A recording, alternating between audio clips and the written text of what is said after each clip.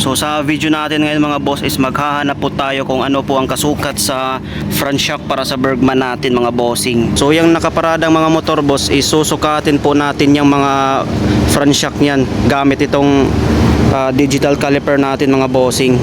Kung ano ba talaga ang sukat para sa Bergman front shock natin. So ito po sa size ng front shock natin, ayan sinukat ko mga bossing. So, ang sukat po sa ating front shock mga bossing dito, mga bossing sa kayang diameter is nasa 30 mm po mga bossing. Ayan, 30 mm po. So ngayon maghanap po tayo ng ibang unit at susukatin natin kung ilang mm po ang kanyang diameter mga boss. So next naman boss, so ito naman is susukatin natin itong front shock sa Mio Sport ito mga bossing. So yan, sukatin natin mga boss.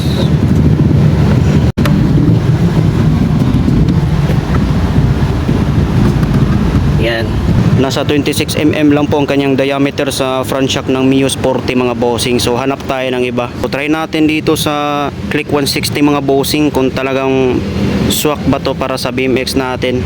So ito boss, susukatin natin boss ito sa Click 160 itong front shock nya. Yun.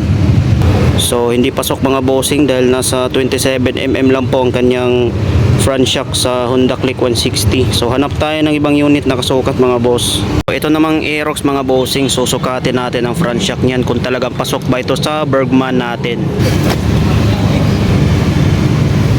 So check natin kung ilang mm ba ito. So hindi pa rin pasok mga bossing dahil nasa 26 mm lang po ito. So hanap pa tayo mga bossing. So next mga boss is itong Inmax na naman ang susukatin natin kung talagang pasok ba ito sa Bergman natin. So yan, sukatin muna natin mga bossing. So ayan, check natin kung ilang mm nito sa front shock ng Nmax.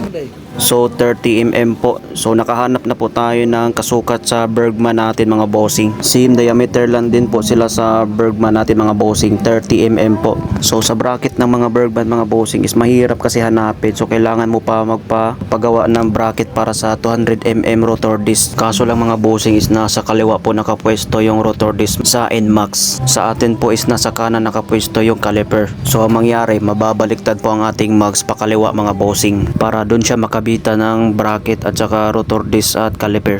So ito mga boss, pareha talaga sila ng sukat sa front shock ng Nmax, 30 mm. So ayun, may idea na po kayo mga bossing kung ano po ang kasukat sa front shock ng Bergman natin. So abangan na lang ang build natin dito sa harapan mga boss.